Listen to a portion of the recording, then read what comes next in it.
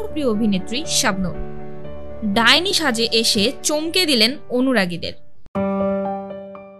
ভৌতিক এক ভয়ঙ্কর রাত, যে রাতে মৃত আত্মারা পৃথিবীতে ফিরে এসে খোঁজ করে তাদের নিজেদের বাড়ি, আর সেসব আত্মাদের ভয় দেখাতে ভূতের বেশ ধরে মানুষেরাও।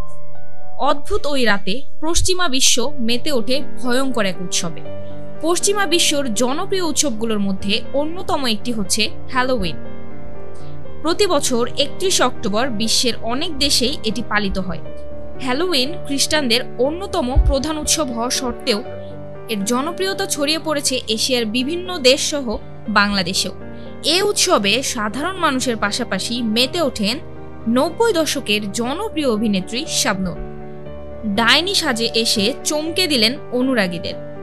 31 অক্টোবর হ্যালোউইন নিয়ে একটি পোস্ট দেন শাবনূর, যেখানে ছেলে সহ 3টি ছবি পোস্ট করেন তিনি। ছবিগুলোতে দেখা যাচ্ছে একমাত্র ছেলেকে সাথে নিয়ে ভূতের সাজে অংশ নিয়েছেন তিনি। তাদের সঙ্গে কাউকে দেখা যায় মমি রূপে, আবার কাউকে দেখা যায় জম্বি রূপে। এই ভয়ঙ্কর সাজে আবার মজায়ও মেতে ওঠে তারা। ক্যাপশনে শাবনূর মজা করে লিখেছে, আমি সাধারণ মা নই, আমি একজন দুর্দান্ত মা, যিনি একজন ডাইনিও। হ্যালোউইনের শুভেচ্ছা বাচ্চারা, এটা শুধুমাত্র মজা করার জন্য। খুবই অবাককর বিষয় হচ্ছে এই ভুতুড়ে উৎসবের ইতিহাস 2000 বছরেরও বেশি পুরনো।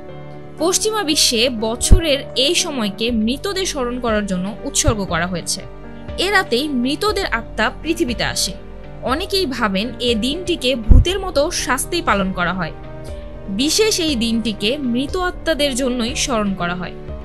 90 দশকের জনপ্রিয় নায়িকা শাবনূর এখনও তার জনপ্রিয়তা একই রকম বহাল রয়েছে।